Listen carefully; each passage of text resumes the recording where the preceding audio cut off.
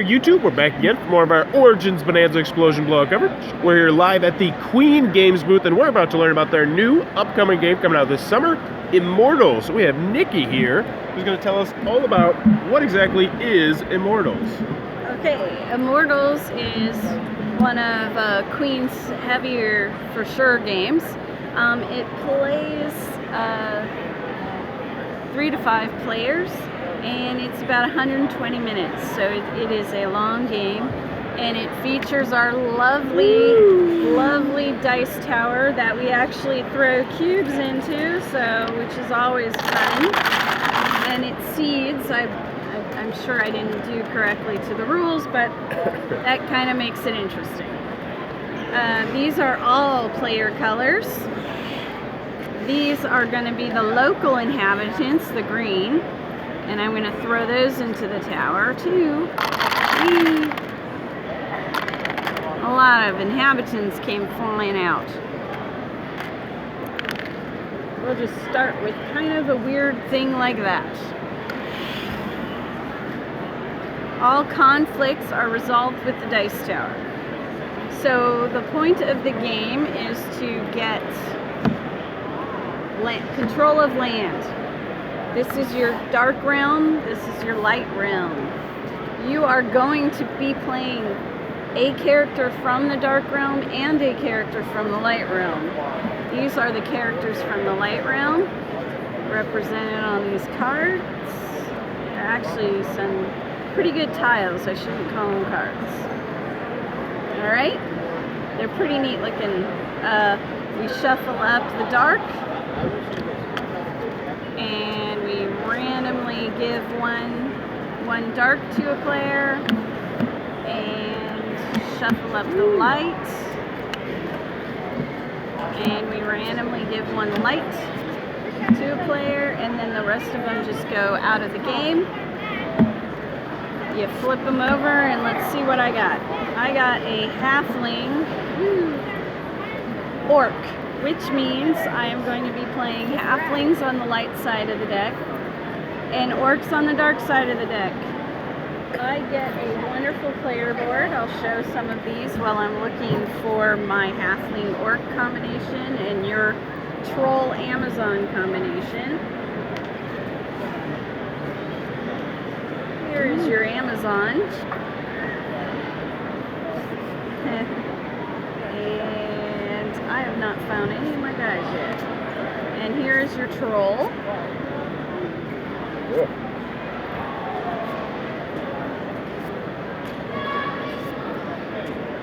Here's my halfling and my orc.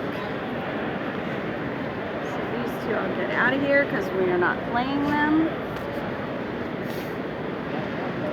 And that's all these tiles do at the beginning of the game. You get rid of them, you don't need them because now you've got your player boards. You start your player board out with this side up. These are going to be your starting armies. So you just are going to lay your color, if I am a yellow player, 1, 4, so on down the list. You would do that too. These big numbers here are for 3-player game, 3 or 4 player game, or 3 or 5, up to 5. I would also add my armies over here. This is your starting gold on both of them, so you're just going to combine your numbers and take the gold that you need to start. This is your energy, and again, you're just going to combine the 2 energy and take that from the energy tokens here, and these are what the gold tokens look like right here, and you would just take that at the start. And then you are going to seed the board using the deck. I did not separate it, but this is light realm cards,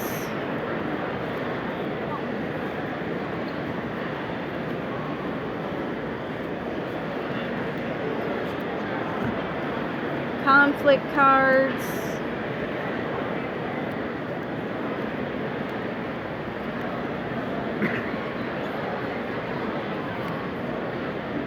So conflict cards on the light side and conflict cards on the dark side. And then these are how you're going to seed your board with these cards here. So I would be, there's a drafting mechanism. Everyone's going to get a hand of 5. Opposite corners, 5 dark, 5 dark, and then this way would be 5 light, 5 light. You're going to draft one and pass. So everybody's going to get a hand of 5 light and dark cards, and they will start placing their armies out on the board according to what they've got. So that was my 5, and this is my 1, and we would just start seeding the board on the light and the dark side. Every player is also going to get some magic cards in their player color. So this is the red player. All magic cards are the same, and they all do different things. This is what I'm going to get to next, because it's another very exciting part of the game. This is a resurrection card. That means I'm going to turn this whole player board over. Once we're done seeding the board, we turn your player board over, and this is where you're going to program your moves with the cards that you have in your hand. You're going to place them face down. All magic that you're going to use goes on this. You can see with the symbol, that's where magic cards go. And then all the other cards are going to go on the board face down.